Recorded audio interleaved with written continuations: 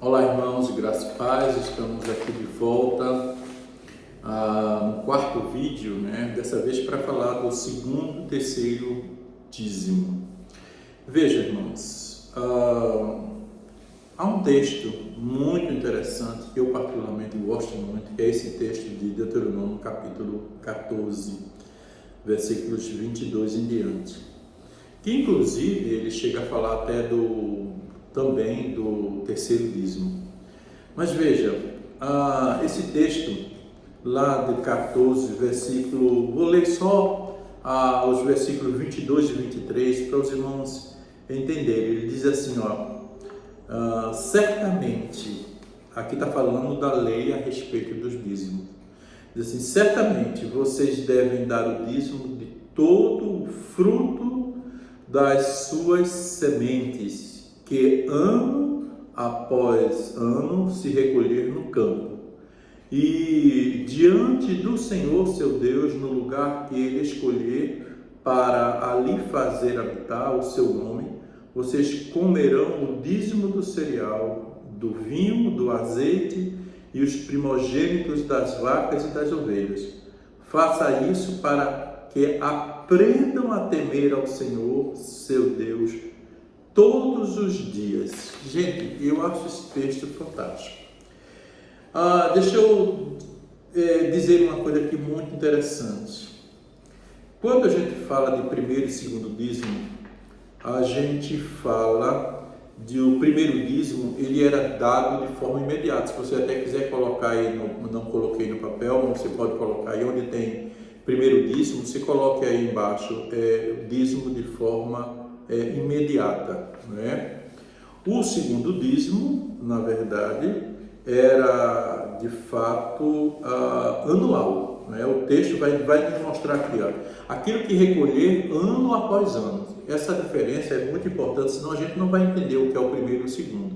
A ideia de primeiro dízimo é o seguinte: imediatamente eles pegavam e davam o dízimo, assim, a tudo aquilo que eles iriam obter, por exemplo, dos produtos da terra, como eu mostrei aqui, do gado miúdo, do gado graúdo, bois, ovelha. Então, de forma imediata, eles tinham e davam o dízimo. Existiam várias maneiras de eles fazerem isso. Agora, o segundo dízimo, ele era anual, é isso que o texto vai dizer, e vocês acabaram de ver isso aí. Anualmente, ele diz ano após ano. E uma das coisas interessantes nesse texto é que eles deviam fazer isso com o objetivo de aprender a temer o Senhor. Gente, eu tenho dito constantemente isso no seminário, na igreja principalmente, eu digo, mostrando que essa relação com o dízimo é tão bonita, é tão importante, que é didática. Deus faz isso de forma didática, para a gente aprender a temer o Senhor. Eu acho que eu contei, eu confesso que eu não me lembro se eu contei essa história a vocês já, mas é a história de como isso é importante, como a gente aprende. Uma vez eu evangelizei o meu gerente quando eu trabalhava no comércio, fui vendedor, trabalhava numa loja de móveis e também de eletrodoméstico, e eu evangelizava o meu gerente. Ele dizia assim: mas Maurício, eu só vou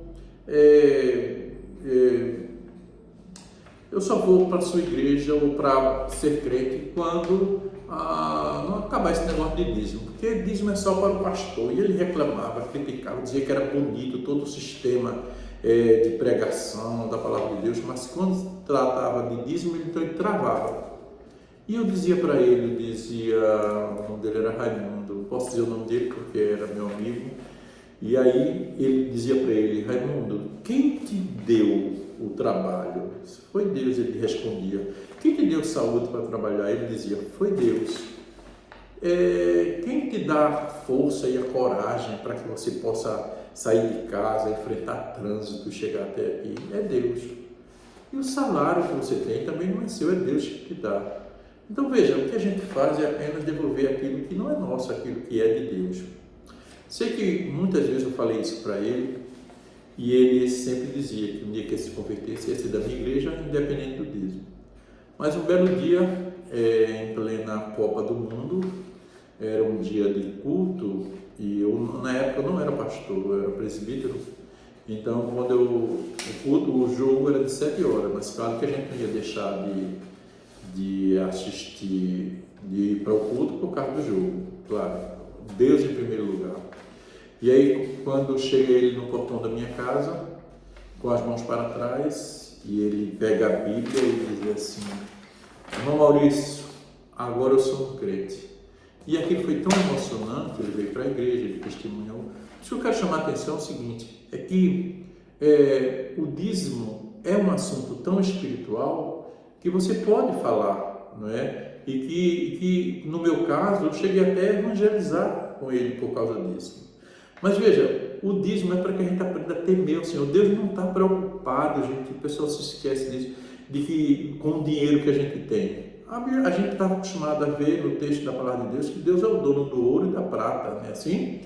Então, ele não está preocupado, ele está preocupado didaticamente com o nosso aprendizado, para avaliar a nossa adoração ao Senhor, nossa disposição em servir ao Senhor com os nossos dízimos, nossas ofertas, e adorá-lo com gratidão ao Senhor.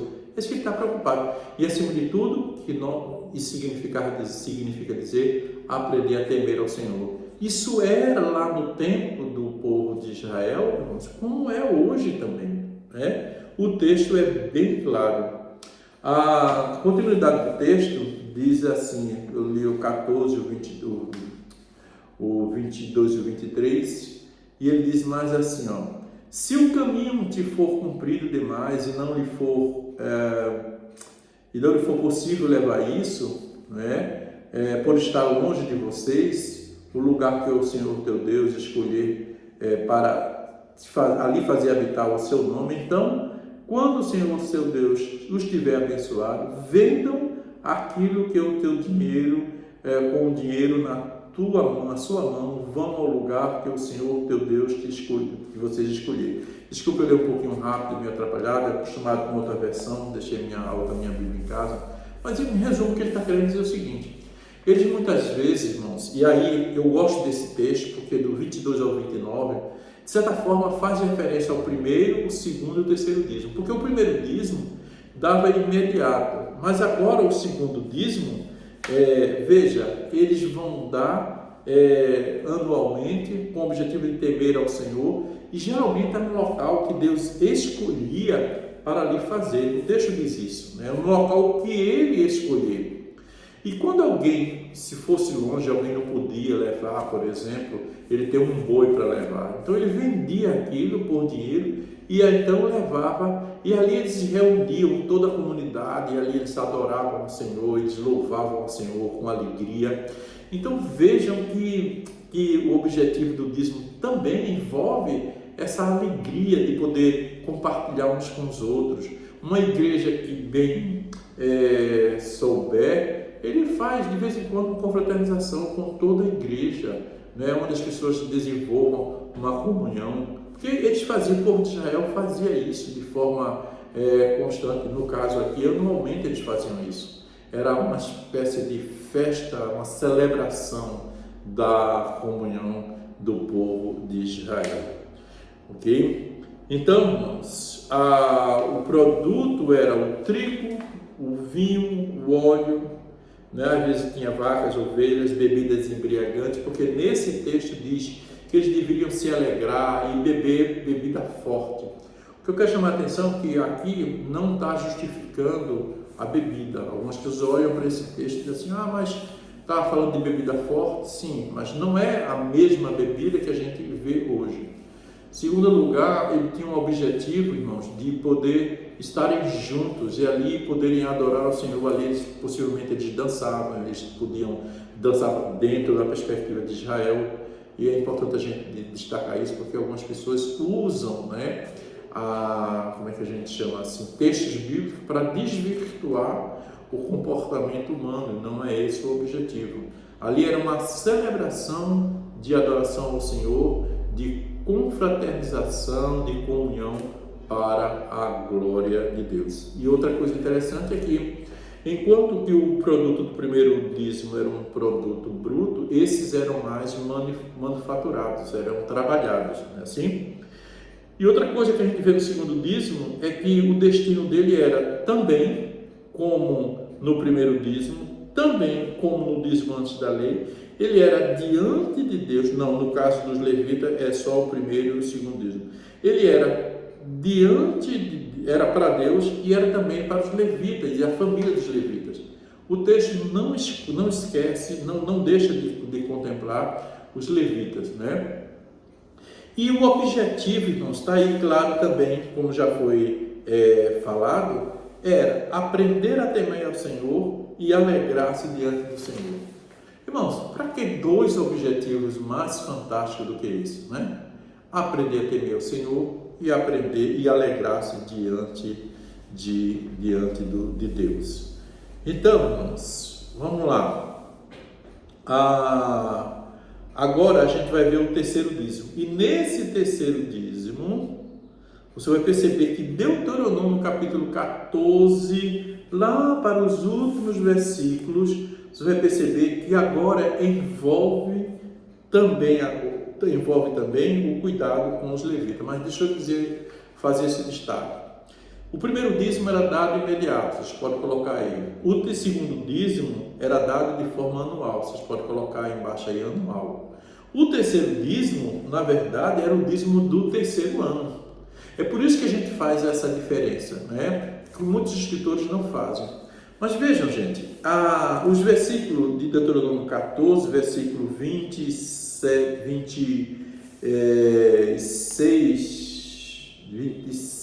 diante. Diz assim, depois que eles davam o segundo dízimo, mas veja o que diz aqui o versículo 27. Porém, não desamparem os levitas que moram nas cidades de vocês, pois não tem parte nem herança com vocês, né? Então vejam aí a preocupação do Senhor dentro dessa estrutura de contemplar exatamente os levitas.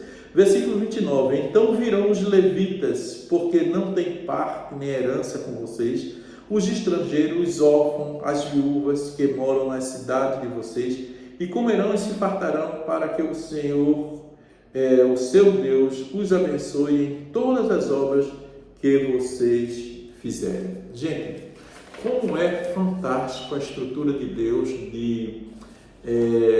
eu estou falando assim só por alto, gente. Tem muito mais coisa.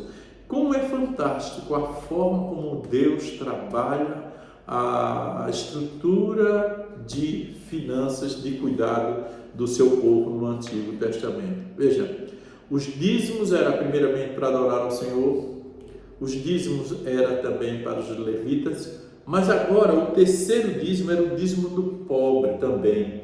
Era o dízimo daqueles que precisavam, dos estrangeiros, daqueles que tinham verdadeiramente necessidade de estarem sendo cuidados. E Deus não os desampara. Outra coisa que destaca aqui também são os pobres e as viúvas, né? Os pobres e as viúvas que, na verdade, faziam parte do plano de Deus, da proposta de cuidar deles. Observe que aqui e acolá a gente está fazendo um link com o Novo Testamento. O Senhor também nos preocupa. Lá em Tiago diz que a verdadeira religião é o quê? É aquele que na verdade, que também cuida dos pobres, das viúvas. Eu estou sem um texto aqui, mas assim, Deus se preocupa com, na verdade, aqueles que são necessitados, né? Tem um texto que diz, o Senhor, sou pobre e necessitado, mas o Senhor cuida de mim. Então você vai ver isso de forma muito clara aí nesse texto, a ideia de que não deveriam desamparar nem as viúvas, não poderiam desamparar os estrangeiros, os órfãos, né? Lembrei agora, acho que Tiago diz assim, a verdadeira religião é aqueles que cuidam de órfãos, das viúvas.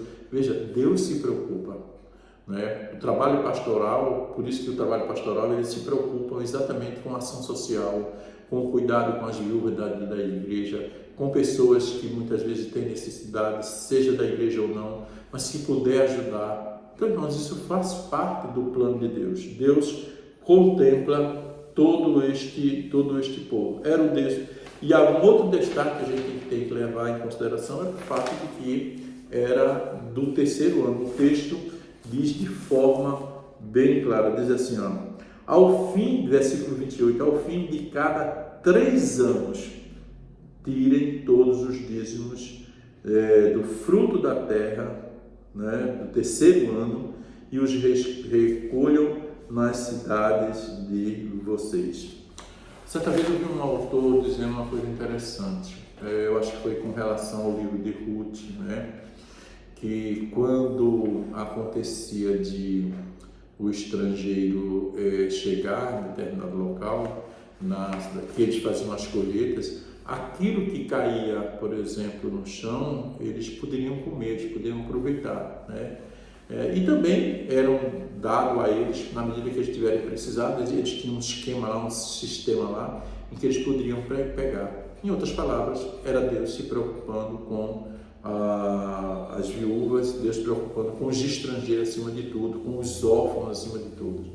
Então, essa é uma tarefa, irmãos. Veja que no estudo de dízimos e de oferta, no sistema financeiro, a gente vê a graça de Deus, a gente vê o cuidado de Deus na vida daqueles que são seus, na vida daqueles que muitas vezes nem temem ao Senhor, mas, como a Bíblia diz, né, Deus, o sol vem para justos e injustos, né, por sua graça, né, a graça de Deus. Portanto, irmãos, o produto era o produto da colheita. E agora o destino, como a gente vê aqui, olha, levita, estrangeiro, órfão e viúva. E o objetivo, ajudar os pobres a serem abençoados por Deus. Vocês certamente estão vendo aí, ao término desse quadro, que no final eu coloquei assim uma ordem, né? Essa é uma ordem que é, de certa forma, estabelecida por alguns escritores. Nem todos trabalham dessa maneira, mas a ordem seria: se tivermos que aplicar as nossas vidas, primeiro as primícias, depois o primeiro dízimo, o segundo dízimo, o terceiro dízimo, isso em Israel. Agora, como se aplica isso às nossas vidas, né? Por exemplo, como é que a gente aplica as primícias? Ora, veja, gente,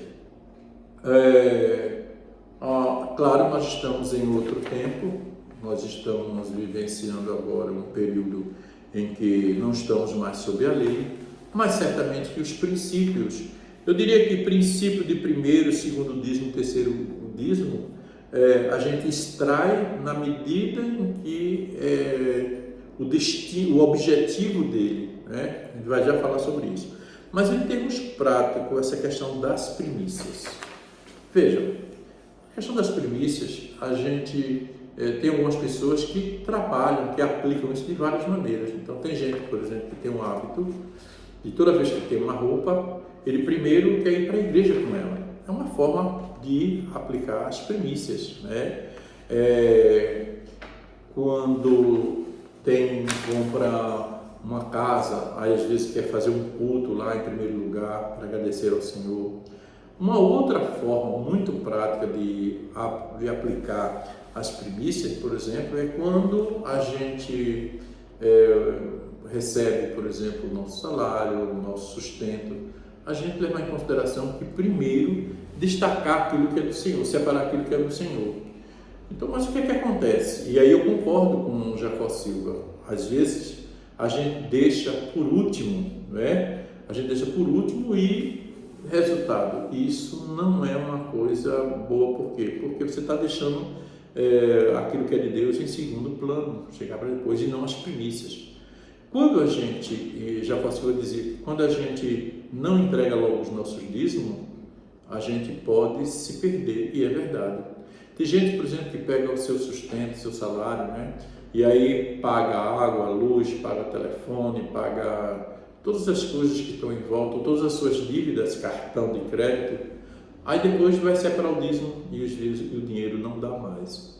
Significa dizer que a gente deixou de aplicar o princípio das primícias. Primeiro, aquilo que é do Senhor. E depois, sim, a gente pode trabalhar, entregar ao Senhor todas as coisas e pagar aquilo que é devido. Considerando o seguinte, veja, Não significa dizer que a gente dá o dízimo se você quer um referencial mínimo de 10%, não significa dizer que agora os outros 90% é seu. Às vezes quando eu pergunto assim, ó, gente, se você dá 10% e os 90%, aí todo mundo diz logo, é meu para administrar. Não, é do Senhor também. Você apenas vai administrar conforme a vontade dele. Existem histórias de livros que eu achava meio radical, mas que às vezes as pessoas pensam assim por conta, um determinado pastor, por conta da dificuldade que as pessoas têm de entender o dízimo.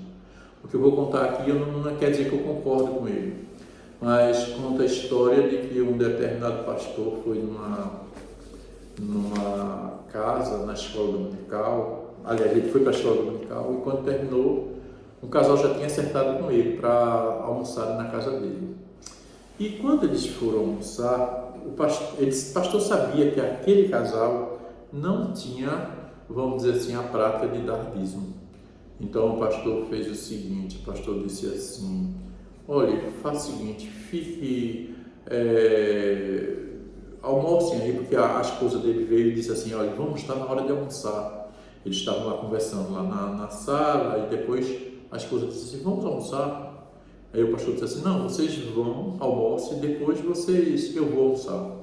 E a esposa dele e também o marido disse, mas como é que pode, pastor? O senhor aqui tem é honrado aqui. Então, claro que o senhor precisa estar com a gente lá. O senhor é honrado, o senhor é o nosso pastor. Eu disse, não, eu prefiro que vocês comam, o resto se deixam para mim. Sobra alguma coisa. E ele disse, mas pastor, como é que a gente vai comer e dar o resto para o senhor? Aí ele olhou e disse assim, não é assim que vocês fazem com Deus? Primeiro vocês gastam com tudo e depois vocês vão dar o resto, que na verdade não tem mais nem sentido nem valor. Então aquilo foi para chocar aquele casal. Repito, eu não faria isso, porque isso tem quase que um peso de obrigatoriedade, sabe? E dízimo a gente não trata dessa maneira. Mas serve apenas para a gente entender que alguns pastores, não tendo a preocupação com o ensino, com a didática, ensinar biblicamente, termina tomando atitudes radicais como essas, tá bom? Então, daqui a pouquinho vou fazer o nosso último vídeo dessa série, desse quadro aqui, tá bom? Então, até daqui a pouquinho.